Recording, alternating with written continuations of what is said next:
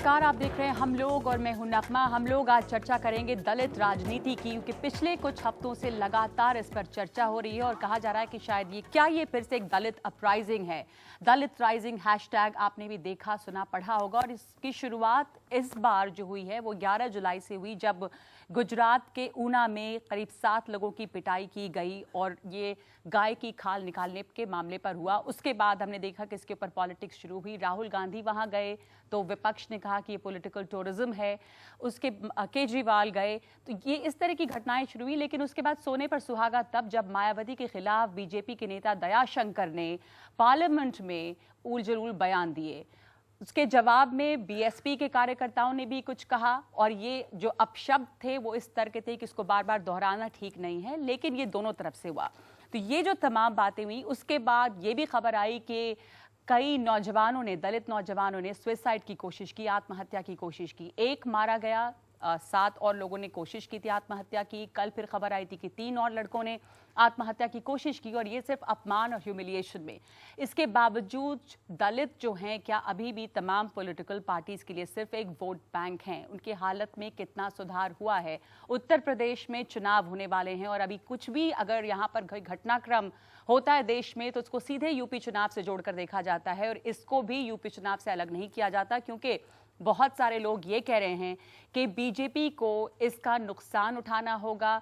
ये जो गोरक्षा का मामला है वो बीजेपी को काउबेल्ट कहे जाने वाले इलाके में नुकसान पहुंचाएगा। और इसके अलावा ये कि क्या इन सब चीज़ों के राजनीतिक नतीजे निकल कर आएंगे, क्या ये यूपी के इलेक्शन में एक टर्निंग पॉइंट होगा, ये तमाम सवाल हमारे सामने हैं। दलितों का इस्तेमाल अभी भी वोट बैंक के तौर पे हो रहा है। अमिताभ सिन्हा, पहला सवाल ये, मायावती की कुछ देर पहले आज के दिन प्रेस कॉन्फ्रेंस हुई और मायावती ने कहा है फिर कि एक तो दयाशंकर को गिरफ्तार नहीं किया गया, उस पर उन्होंने आरोप लगाया है कि बीजेपी और समाजवादी पार्टी की सांठगांठ है। दूसरी ये कि तमाम चीजें हो रही हैं जिससे हिम्मत बढ़ रही है इस तरह के लोगों की, जिनको अंग्रेजी में काओ विजिलांते कह रहे हैं या गोरक्षक जो कह रहे हैं खुद को।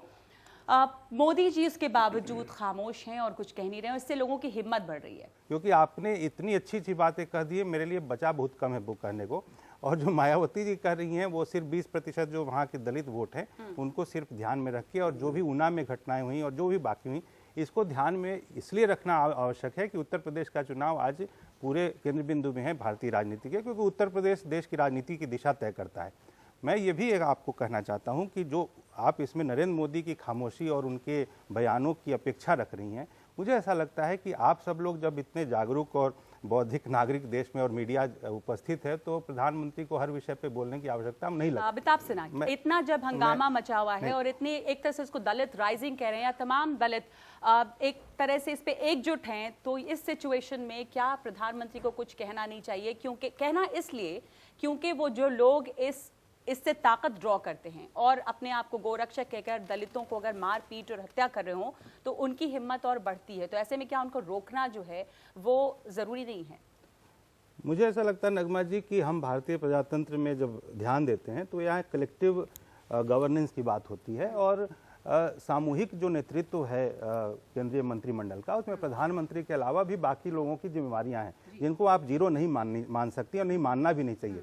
जैसे जो भी घटना हुई, यदि वो दुर्भाग्यजनक घटना थी कि एक बयान आया और वो बयान किसी महिला, मायावती दलित मैं नहीं मानता, मैं मानता हूँ किसी महिला के बारे में इस तरह की अशोभनीय टिप्पणियां जो है शर्मनाक भी हैं और निंदनीय भी हैं। भारतीय राजनीति में इतनी तीव्र प्रतिक्रिया जिसमें कि ना सिर्फ उसे माफी मांगा गया, उसे खेद प्रकट किया किसने, तो एक भारत सरकार के बहुत ही महत्वपूर्ण मुख्यमंत्री जो हैं श्री अरुण जेटली जी, उन्होंने संसद में इसके लिए माफी मांगी और साथ में उसको निलंबन किया गया और 6 साल के लिए बाहर कर दिया गया। पहली बात। दूसरी बात, इसमें मोदी जी को जोड़ने की जो अपेक्षाएं और जो एक दृष्टिकोण है, मैं मानता हूं कि इससे मीडिया को भी बचना चाहिए और राजनीतिक दल यदि करते हैं तो उनकी रोटियां सिक रही हैं, इन मीडिया को इससे बचना चाहिए। अब मैं नहीं एक मिनट बस एक मिनट समाप्त आपने जो अभी कहा है उसका जवाब चाह रही हूं कि क्या ये काफी नहीं है कि बड़े नेता अरुण जेटली जो है उन्होंने प्रतिक्रिया दी, माफी मांगी, बावजूद इसके बहुजन समाज पार्टी की तरफ से जो रिएक्शन है, क्या ये सिर्फ राजनीति है? वरना जो डिमांड था कि माफी मांगे तो उन्होंने माफी मांगी और उसके बाद मामला खत्म होना चाहिए था, लेकिन इसका राजनीतिक असर देखा जाएगा। ये राजनीति है जो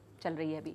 ये जो बहन मायावती जी के लिए इन्होंने कहा, हर गांव के अंदर, हर गली के अंदर, हर कूचे के अंदर, हर शहर के अंदर, हर कस्बे में हर रोज इस तरह के भाषा का प्रयोग होता है। आपने जो कहा किस तरह के शब्द इस्तेमाल होते हैं दलित महिलाओं के खिलाफ भी और भी संसद में, लेकिन अब शब्द जो हैं वो महिलाओं के खिलाफ पहले भी इस्तेमाल हुए हैं। यहाँ पर इस वक्त मायावती जो दलित इशू है इसलिए बड़ा मुद्दा बन रहा, नहीं तो स्मृति ईरानी हो, चाहे वो शरद यादव किसी को गोरे काले होने पर साउथ इंडियन और नॉर्थ इंडियन होने पर टिप्पणी करें, या वो बाल कटी हुई औरतों को परकटी कहें, ये तमाम चीजें पहले संसद में भी हुई हैं। इस बार क्या अलग है? देखिए, इस बार अलग तो नहीं है, पर कुछ चीजें जरूर हो रही हैं। इस देश में नरेंद्र मोदी जी प्रधानमंत्री बड़े उम्मीदों से बनाए गए, पूरे देश की जनता ने उनको चुना और वो अकेले ही पार्टी बहुमत में प्रधानमंत्री बने। पर हुआ क्या है, सबका साथ सबका विकास क्योंकि वो कर नहीं पाए, और उसके साथ साथ देख लीजिए गुजरात के अंदर उनको नंगा कर कर पीठ में कोड़े बरसाए जा रहे हैं। दलित लड़की की महाराष्ट्र में जहां भारतीय जनता पार्टी की सरकार है, बलात्कार करके उसके हाथ और पैर काट कर खेत में फेंका जा रहा है। हरियाणा में जहां भारतीय जनता पार्टी की सरकार है वहां पर उसके साथ बलात्कार किया गया और फिर उसके बाद दोबारा सामूहिक बलात्कार किया गया। बहन मायावती जी ने संसद में इस सब प्रश्न को उठाया तो ये लोग बौखला गए। बहन मायावती जी के खिलाफ इन्होंने तमाम तरह के अनर्गल बातों को रखा ताकि लोगों का ध्यान हटे।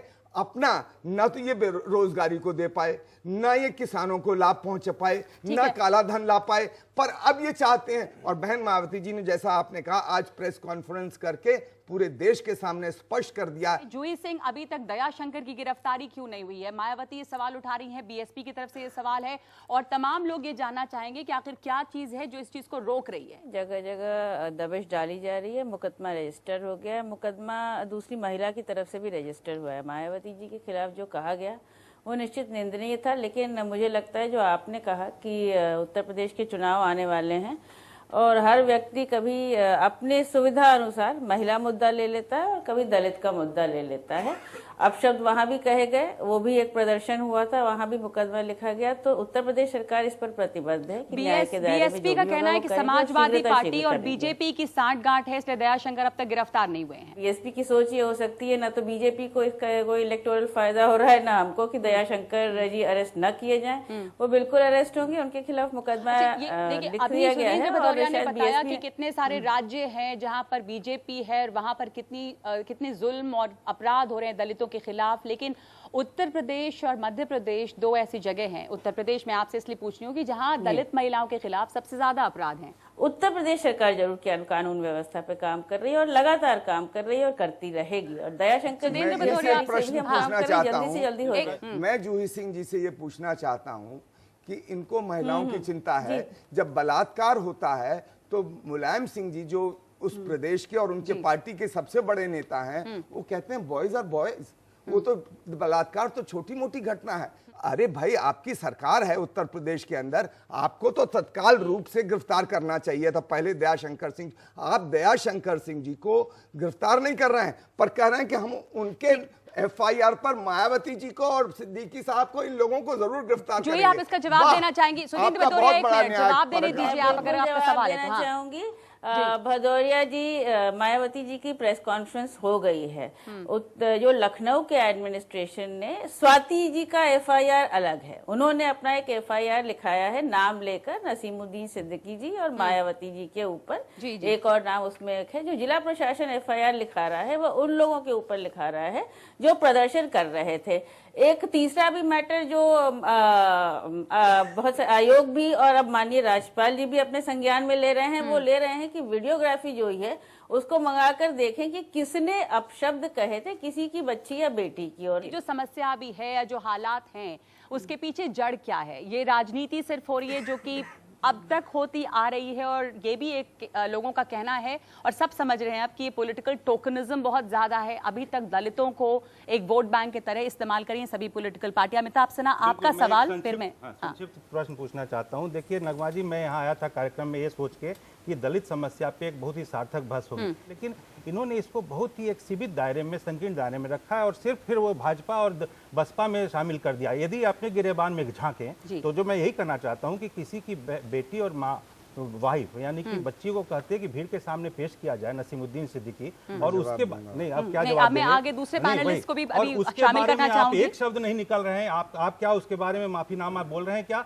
आपने कभी उससे माफी मांगी कि हाँ उस बच्ची 12 साल की बच्ची के बारे में जो आपने अपशब्द आपकी पार्टी के उतने वरिष्ठ व्यक्ति ने कहा, उसके बारे में आप चुपचाप एक मौन धारण किए हुए हैं? दूसरी बात मैं आप कहना चाहता हूं कि देखिए, यदि दलितों की अभी आप दुर्वस्था आपके हिसाब से है तो मैं मानता हूं कि उसके पीछे कारण 70 सालों का मिसरूल है।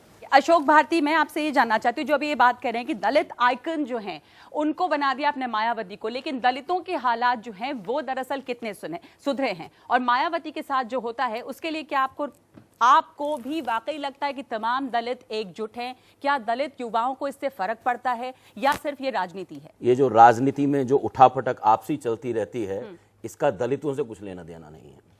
ना भाजपा का दलितों से कुछ लेना देना है और ना बसपा का दलितों से कुछ लेना देना है, क्योंकि जब बाकी दलित लड़कियों के साथ बलात्कार हो रहे थे, बाकी दलितों के ऊपर अत्याचार हो रहे थे, तो कहाँ थे? कहाँ प्रदर्शन था? कहाँ धरना था? कोई नहीं था। मैं इस बात को लेकिन सार्थक तौर से इसको कहना चाहता हूं। पहली बात हमको ये समझना होगा कि दलितों के साथ जो गाली गलौच है, अपमानजनक व्यवहार है, हिंसक शारीरिक मानसिक जो अत्याचार है, वो यदा कदा की घटना नहीं है। देश में प्रतिदिन 2 कत्ल, 6 बलात्कार, 2 अपहरण, 25 अनुसूचित जाति जनजाति निवारण एक्ट के तहत अपराध और 64 अत्याचार की घटनाएं दलितों की पुलिस दर्ज करती है। ये एफआईआर दर्ज हैं। और आपको पता है कि कोई भी पुलिस एफआईआर दलितों के बारे में तब तक दर्ज नहीं करती जब तक सैकड़ों दलित जाकर पुलिस के सर पर बैठ नहीं जाते। ये तीसरी बात जो मैं कहना चाहता हूं। और मैं ये कहना चाहता हूं कि दलितों पे जो अत्याचार की घटनाएं हैं वो हर 10 साल में दुगना हो रहे हैं। अगर हम सोशलॉजिकल पॉइंट ऑफ व्यू से देखें तो जोधका साहब, आपसे पूछना चाहूंगी कि पहले ये था कि हम सब ने देखा है अपने आसपास भी कि लोग एक दूसरे के घर में खाना नहीं खाते थे, हाथ से पानी नहीं पीते थे। वहां पे बदलाव आया है या वो चीजें अभी की अभी वैसी ही हैं? मुझे लगता है कि काफी फिर भी उसमें बदलाव आया है, और जो पढ़े लिखा तबका है वहां पे ये चेंज हुआ है।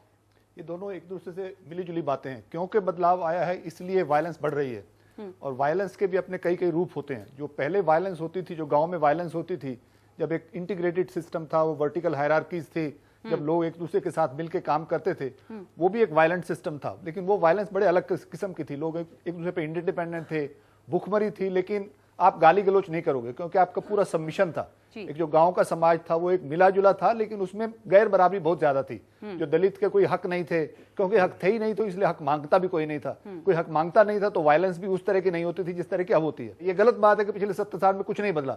पिछले 70 साल में क्रांति आ गई है। क्रांति जितना परिवर्तन हुआ है, उस परिवर्तन के कारण हुआ क्या है कि दलितों को राजनीतिक अधिकार मिल गए हैं, लेकिन आर्थिक और सामाजिक तौर पे कुछ नहीं मिला।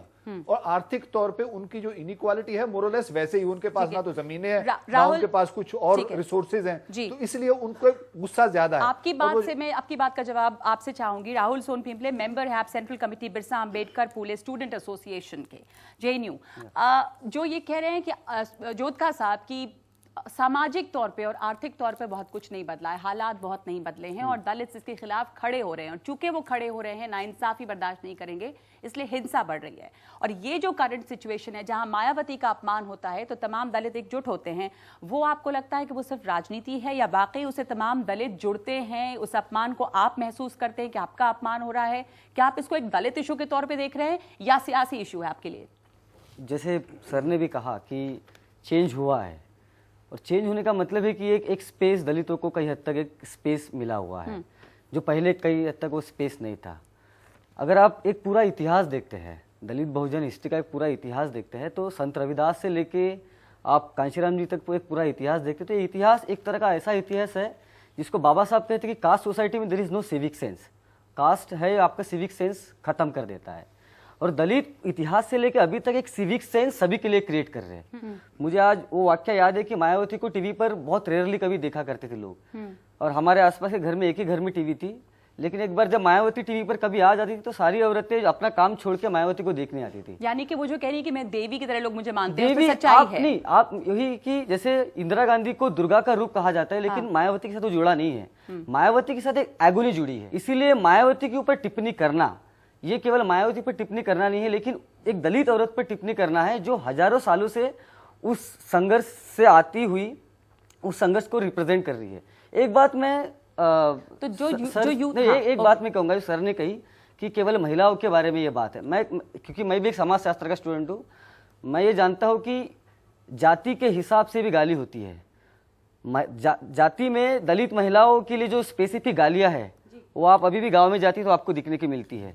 दलित वीमेन मेरे ख्याल से एक सरप्लस वीमेन करके ट्रीट की गई है कास्ट सोसाइटी के अंदर, और इसीलिए जो अपर कास्ट आदमी है खास करके, और यूपी और जो खास करके फ्यूडल स्टेट्स है, उस फ्यूडल स्टेट में आज भी जिस तरह की गाली है, एक ठाकुर आदमी जो दलित महिला के लिए शब्द यूज करता है, वही शब्द हम बार बार यूपी के पॉलिटिक्स में और बहुत अलग अलग राजनीतिक पॉलिटिक्स में यानी उस शब्द का यूज किया जाता है। मायावती का जो इस वक्त अपमान किया है वो सिर्फ मायावती का अपमान नहीं, आप कह रहे हैं कि वो दलित महिलाओं के खिलाफ एक अपमान है, और जो एक उसके पीछे सोच रही है, हाँ, ये वो दर्शाता है बिल्कुल कि किस तरह। मैं नदीम जावेद, मैं आपसे पूछना चाहती हूँ, ये इस वक्त जो हो रहा है वो दलित राइजिंग यानी तमाम दलित एकजुट हैं, अपना अपमान महसूस कर रहे हैं, या ये सिर्फ राजनीति के स्तर पर ही है और तमाम पॉलिटिकल पार्टीज, चाहे बीजेपी हो, कांग्रेस हो, या समाजवादी पार्टी या बहुजन समाज पार्टी, वो राजनीति है चूंकि यूपी में चुनाव है। दया शंकर सिंह जिन्होंने मायावती जी के बारे में टिप्पणी करी है, वो भारतीय जनता पार्टी और राष्ट्रीय स्वयंसेवक संघ के विचारों से जुड़े हुए हैं। वो इसलिए मैं इस बात को कह रहा हूँ, ये बड़ी महत्वपूर्ण बात है, वो इसलिए मैं कह रहा हूँ